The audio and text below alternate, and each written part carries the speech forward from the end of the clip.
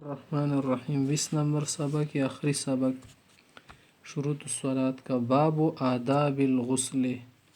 ایسے مصنف رحمۃ اللہ علیہ غسل کے آداب بیان کر رہے، پھر آگے غسل جن چیزوں سے واجب ہوتا ہے وہ بیان کریں گے. آداب الغسل، غسل کے جو عام آداب ہے زندگی کی وہ کہہ رہے، وہی ستۃ وان آداب ششند، وہ آداب غسل کے 6 ہیں. الاول، پہلا ادب یہ ہے کہ یغسل فی مکان لا یراہ احد، ایسی جگہ غسل کرے نہائے جہاں کسی کو نظر نہ آئے.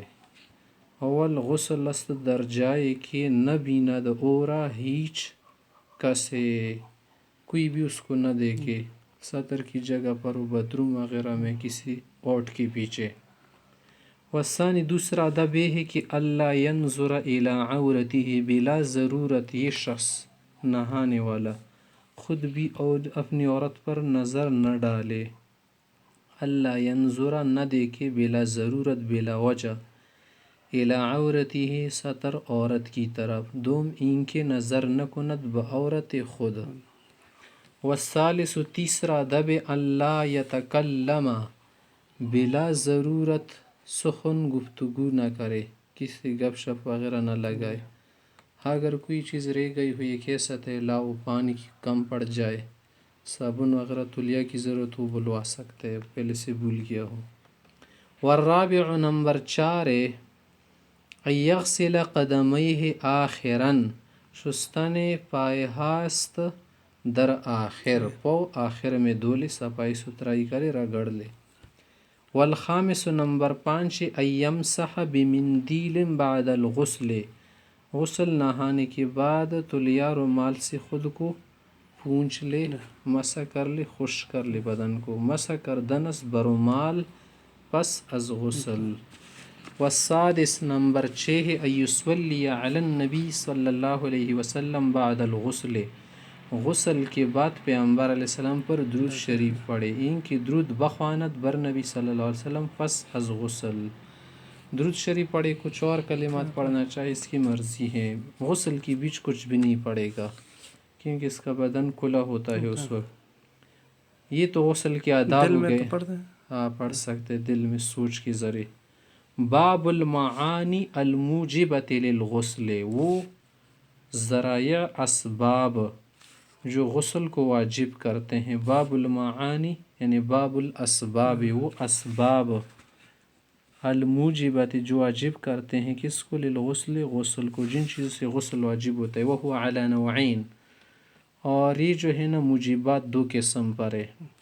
الاول حقیقی، پہلا سبب اس کا حقیقی ہو سکتا ہے، آنکھوں سے نظر آتا ہے، ظاہری نظر میں آدمی سمجھتے کہ انزال المنی، جیسے منی کا اترنا، مانند جیسے انزال منی بروجہ برجستن، علی وجہ دفق، دفق کی صورت میں، کود کی صورت میں، دفق منع کودنا، کود کی صورت میں، بڑے کاف سے بھی لکھ سکتے. وشہوت، شہوت کے ساتھ، یعنی مرد ہو یا خاتون ہو، شہوت کے ساتھ جب اس کا سپرم نکلے منی تو اس سے غسل واجب ہو جاتا ہے. من الرجل، مرد سے ہو، والمرأۃ یا خاتون سے، فی حالت نوم، نیند کی صورت میں ہو، والیقظۃ یا بیداری جاگنے کی صورت میں ہو، اس سے غسل آتے. دوسری چیز ہے وقضاء الحیض، ماہواری، یہ صرف خواتین کے لیے ہیں، اس کے بعد بھی غسل واجب ہوتا ہے. والنفاس، ولادت کے بعد جو خون آتا ہے اس کو نفاس کہتے ہیں،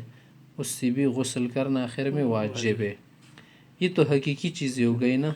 والنوع الثانی حکمی، دوسری قسم ہے نا حکمی ہے. حکمی معنی نا شریعت کا حکم ہے کہ غسل کرو، ظاہری نظر میں آدمی کو کچھ نظر نہیں آتا یا کچھ ایسا سبب نہیں ہوتا. کمان استيقظ من النوم، مثلا ایک شخص سے نیند سے بیدار ہو گیا، جاگ گیا، ویرا منیا او مزیا، اس نے منی یا مزی کو دیکھا کپڑے پر لگی تھی، ولم يتذکر الاحتلام، لیکن خواب اس کو یاد نہیں تھا کیا ہوا ہے. فیحکم علیہ بالغسل احتیاطا، تو اس پر حکم لگائے جائے گا کہ وہ غسل کرے، احتیاطاً واجب ہے، اس پر غسل کرے گا. معلوم نہیں کہ یہ مزی ہے یا منی ہے. باب الغسل المسنون، مسنون غسل بتا رہے جو غسل سنت ہے. وہ ہوا اربعۃ عند ابی حنیفہ رحمہ اللہ، ہمارے مذہب میں امام ابو حنیفہ رحمۃ اللہ علیہ کے نزدیک 4 غسل مسنون سنت طریقے ہیں. الاول غسل الجمعہ، جمعے کا غسل سنت ہے، واجب فرض نہیں. والثانی غسل العیدین، دونوں عیدوں کے لیے نہانا ہر عید کے دن، یہ بھی سنت ہے. والثالث غسل یوم عرفہ، عرفے کے دن 9 تاریخ کو حج میں، یہ نہانا کیا ہے؟ سنت ہے، اگر کوئی وضو کرے گا وہ بھی کافی ہے. والرابع نمبر 4 غسل الاحرام عند المیقات، جب میقات سے اندر جا رہا ہونا اس وقت جب احرام باندھے گا حج کے لیے، کپڑے باندھے جاتے ہیں. وضو تو ضروری ہے نا، وضو کے علاوہ اگر غسل کرے تو بہت بہتر سنت طریقہ ہے. برحمتک یا ارحم الراحمین.